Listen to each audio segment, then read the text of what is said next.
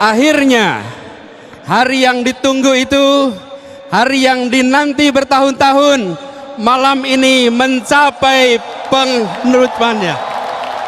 Siap-siap teman-teman, ini adalah pidato meresmikan mahakarya Anies Baswedan waktu ia menjadi Gubernur Jakarta. Yuk kita simak videonya. Alhamdulillah, pada malam hari ini kita sama-sama hadir menuntaskan sebuah fase perjuangan. Di tempat ini telah lama dicanangkan, telah lama dijanjikan, dan hari ini janji itu dibayar tunai.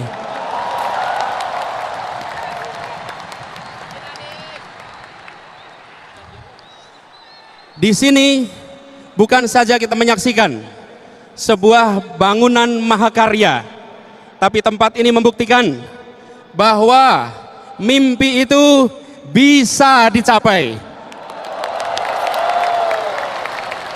lewat kerja keras, lewat kerja tuntas.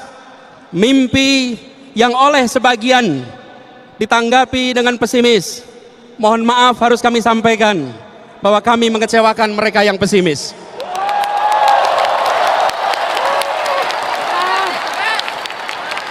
Hari ini mahakarya berdiri di Jakarta, dipersembahkan untuk The Jackmania, untuk warga Jakarta, dan untuk Indonesia. Mahakarya ini adalah 100% dibangun oleh anak-anak bangsa dari keringat orang-orang Indonesia yang dilahirkan dari rahim-rahim ibu orang Indonesia.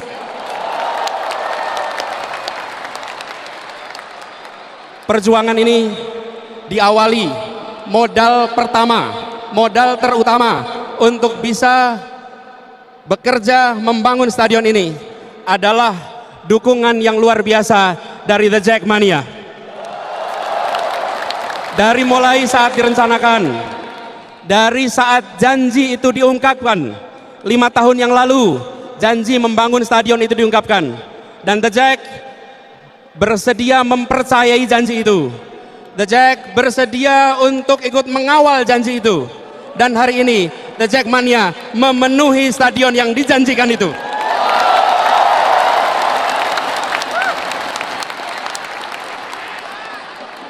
Ini adalah kerja kolosal. Ini bukan kerja satu orang, ini kerja ribuan orang. Ribuan orang bekerja siang malam menuntaskan sebuah proyek mahakarya. Karena itu izinkan dalam kesempatan ini saya menyampaikan terima kasih kepada para pekerja yang tidak pernah tampak di layar manapun, tapi keringatnya yang membuat stadion ini bisa berdiri. Kepada jajaran Jakpro yang mengawal dari mulai penyiapan rancangan sampai penuntasannya. Begitu juga izinkan menyampaikan terima kasih kepada seluruh jajaran Pemprov DKI, kepada seluruh BUMD, dan izinkan kami menyampaikan terima kasih kepada dukungan dari pemerintah pusat, khususnya dukungan dari Bapak Presiden yang telah memungkinkan proyek ini berjalan hingga tuntas.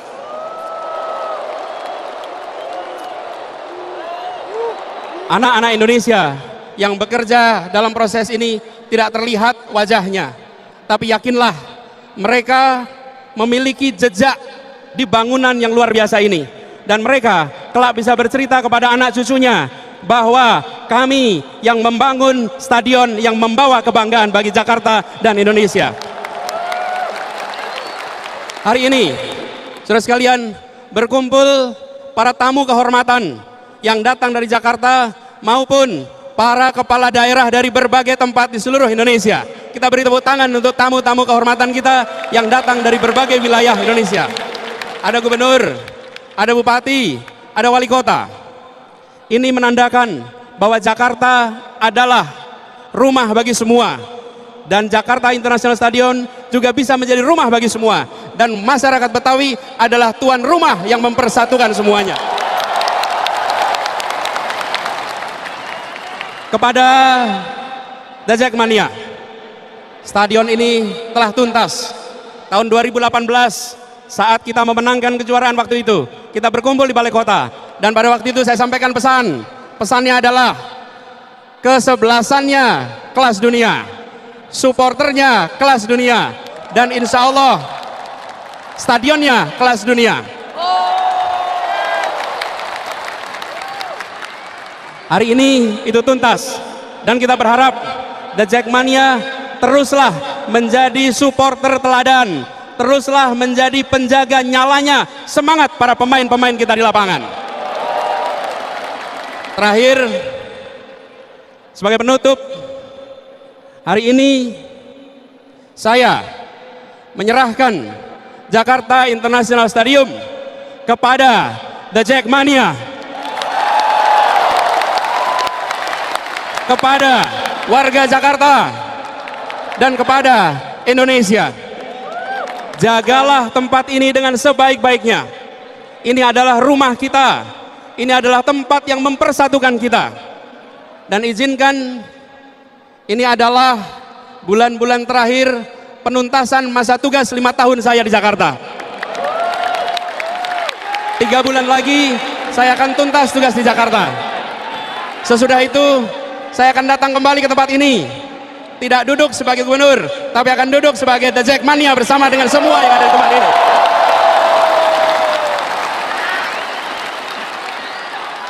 Jaga stadion kita, jaga kebanggaan tempat ini, dan tunjukkan kepada semua bahwa stadion ini bukan hanya bangunan yang megah, tapi supporternya adalah supporter teladan bagi semua. Terima kasih, The Jack. Perempuan dari Ranah Minang ini dahsyat.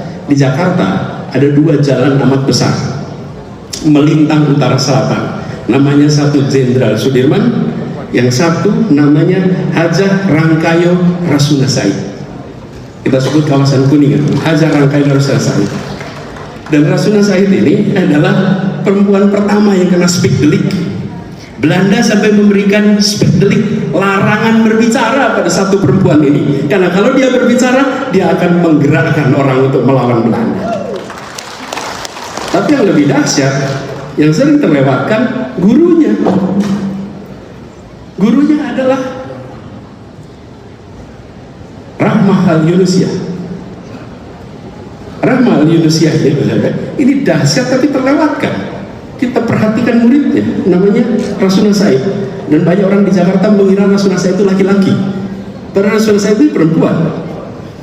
Sekitar tahun 56-57 datang mufti dari Al-Azhar Mesir ke Indonesia, lalu dibawa oleh Muhammad Natsir pada waktu itu ke Padang Panjang, datang ke Diniyah Putri, sebuah perguruan perempuan. Dan sampai di Diniyah Putri itu, mufti dari Al-Azhar terheran-heran. Kenapa? Seluruh murid di tempat itu adalah perempuan. Seluruh murid di situ menguasai bahasa Arab, menguasai bahasa Belanda, bisa berbahasa Inggris, paham Quran, yang tidak pernah terbayangkan mereka sebelumnya.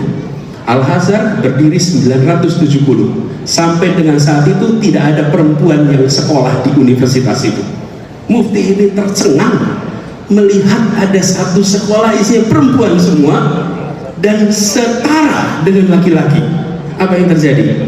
Tahun berikutnya Rahmah Al-Yunusyah diundang ke Mesir, dan dia membuka program perempuan pertama yang kemudian berdampak pada perubahan pendidikan di seluruh dunia Islam. Siapa yang memulai? Seorang perempuan dari Ranah Minang,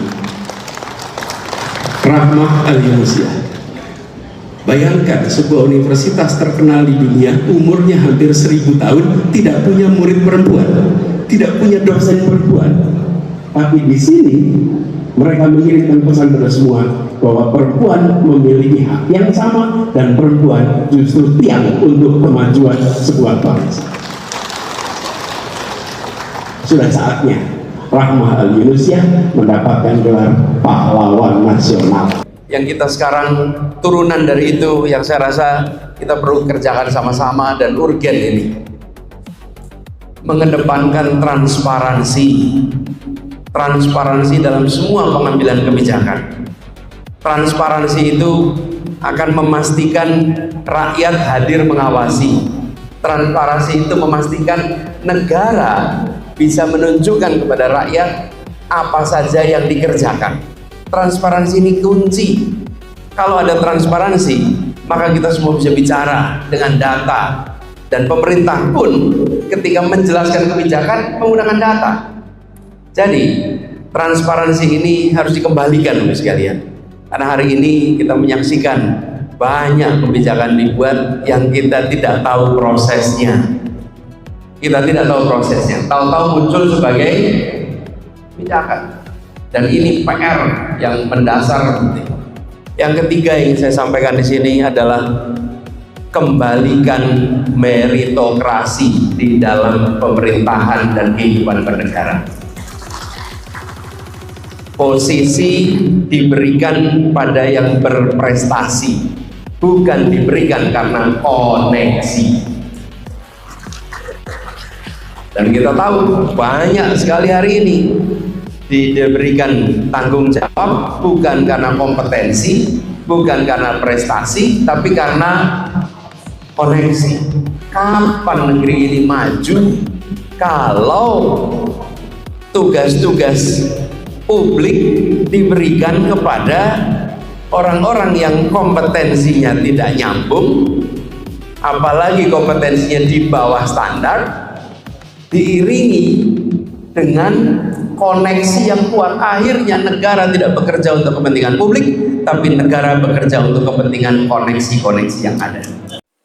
Halo teman, jumpa bersama saya di Politik Dangi. Ini menarik sekali teman, kalau kita melihat bagaimana pidato Anies Baswedan kala beliau meresmikan JIS, ya, Jakarta International Stadium, ya, yang diresmikan Anies Baswedan pada saat beliau di akhir masa jabatannya sebagai Gubernur Jakarta.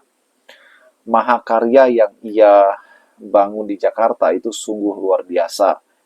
Kalau kita ingat di zaman itu teman ya, bagaimana kontroversial yang luar biasa. Bagaimana Anies membangun Mahakarya ini ya tidak mudah teman-teman menyelesaikannya. Daripada tekanan politik yang luar biasa, kemudian pada saat itu juga COVID-19 yang membuat serba sulit ya pada saat itu. Ketika itu bisa berhasil Anies lakukan, ini adalah Mahakarya teman-teman. Jadi banyak termul yang kemudian gak suka melihat bagaimana kehebatan Anies Baswedan ya, membangun JIS ini teman-teman, yang kemudian ya diakui oleh PSSI juga kan sebagai stadion yang mempunyai nilainya tersendiri teman-teman. Dan ini adalah sebuah langkah jitu ya. Oleh karena itu teman-teman, jangan heran kenapa Anies menjadi tokoh yang populer hingga saat ini, karena beliau sudah melakukan yang terbaik ya di masa lalunya. Bagaimana ia membuat karya-karya hebatnya. Ya, salah satunya JIS ini ya. Kemudian ada JPO yang sangat indah, bahkan menjadi ikonnya Jakarta, teman-teman. Bagaimana Anies kemudian juga membuat sebuah balap mobil Formula E, ya kan? Yang pada saat itu dikritik habis-habisan, namun Anies bisa menyelesaikannya. Pada saat itu Anies hanya menyelesaikannya 50 hari, teman-teman. Bayangkan, membangun sirkuit hanya 50 hari. Dan dipergunakan hingga saat ini. Ya kan? Itulah kenapa saya katakan bahwa Anies ini betul-betul jenius, cerdas, berani, pintar, teman-teman. Jadi nggak kaleng-kaleng ya manajemennya. Apa yang Anies kerjakan di Jakarta tentu membuat kita semakin yakin ya dengan kualitas Anies Baswedan. Pidato berapi-apinya yang kemudian itu menggemparkan teman-teman, membuat kita semakin bersemangat ya terus mendukung Anies Baswedan teman-teman. Apalagi Pilpres 2029 ini kian dekat ya, nama Anies akan terus monceng ke atas teman-teman. Bagaimana menurut kalian? Kita diskusi di kolom komentar ya.